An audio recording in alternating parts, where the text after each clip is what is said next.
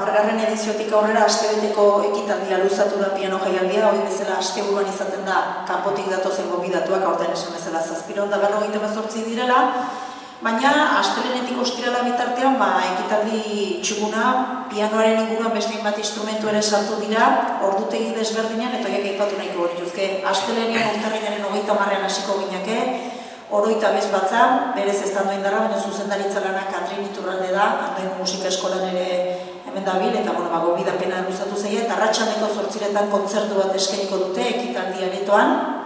Hurrengo egunean asteartean urtarrilako 31, hau arratsaldeko 7etan ekitaldi aretoan. Andoaingo musikari gazte txoko bat utzi diegu, orain honetan Mikel Urdangarin Castro biolina jotzen eta Carlos Rubio Andoaindarra, biak Andoaindarrak, Andoaingo musika eskolan hasi eta musika ikasbide edo hitzat horretan profesionala eta Carlosek ere bide hori jorratzen ari dinez, musikari profesionalak izango ditugunak. Bereiek eskainiko digute eta Miriam Ulango izango dute pianoan laguntzailea, saio politia egingo dute, hauek ere, laburra desberdin, garai desberdinetako laburra desberdin eskainiko dituzte.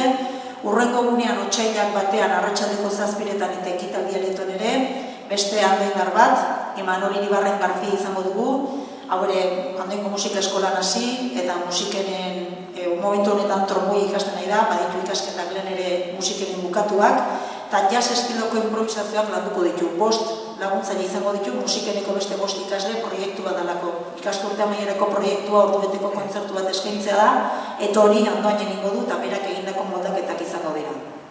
Ostegunean, Andoaingo musika eskolako piano ikasleen txanda izango da, Miriam Ulanga eta Txitxu Castroren ikasleak izango ditugu, aurten 32 Andoaindar esan dugu, parte hartuko dutela eta asteburuan eskainiko duten obra, gurasoan eta familia artean eskainiko dute, 7etan ekitaldi aretoan.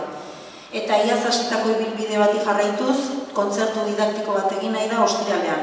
Hau, arratsaldeko 5:30 izango da eta auditorioan. Irekia izango da, beraz 5 pertsonetzako tokia izango da, eta aurten besteak beste, Scott Joplinen heriotzaren urteurrena aprobetxatuz, berari egindako omenaldi bat izan nahi da kontzertu didaktiko hau. Beste hainbat musikarin obrak ere entzungo dira, baina beti ere musikari horiek Scott Joplinekin izan zuten harremana gogoraraziz.